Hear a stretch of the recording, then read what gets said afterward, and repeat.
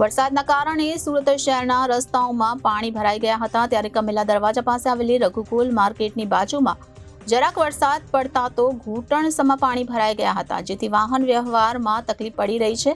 તો Someshwar textile market પાસે પણ પાણી ભરાઈ ગયા છે, જેના કારણે લોકોને અવરજવરમાં ભારે હાલાકીનો સામનો કરવો પડી રહ્યો છે।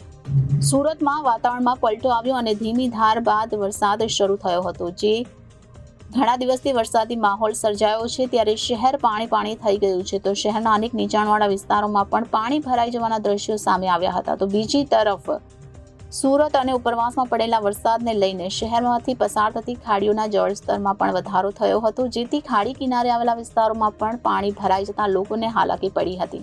ત્યારે કમેલા દરવાજા પાસે આવેલી રઘુકુળ માર્કેટની બાજુમાં જરાક વરસાદ પડતા જ ઘૂંટણસમાં પાણી ભરાઈ ગયા હતા, જેથી વાહન વ્યવહાર ખોરવાયો હતો। વાહન ચાલકોને તકલીફ પડી રહી છે। તો વરસાદના કારણે શહેરના ઘણા બધા રસ્તાઓમાં પણ પાણી ભરાઈ ગયા હતા, જેના કારણે લોકોને અવરજવરમાં ભારે હાલાકીનો સામનો કરવો પડી રહ્યો છે અને જેના કારણે વાહન ચાલકોને પણ તકલીફ પડી રહી છે। તો સુરતમાં કમેલા દરવાજા પાસે આવેલી રઘુકુળ માર્કેટની બાજુમાં વરસાદ પડતા ઘૂંટણસમાં પાણી ભરાઈ ગયા હતા અને સોમેશ્વર ટેક્સટાઇલ માર્કેટ પાસે પણ રસ્તામાં પાણી ભરાઈ જવાને કારણે વાહન વ્યવહાર ખોરવાયો હતો। વાહન ચાલકોને ઘણી તકલીફનો સામનો કરવો પડી રહ્યો છે। Reporter Hanif Malik, Janadesh news, Surat.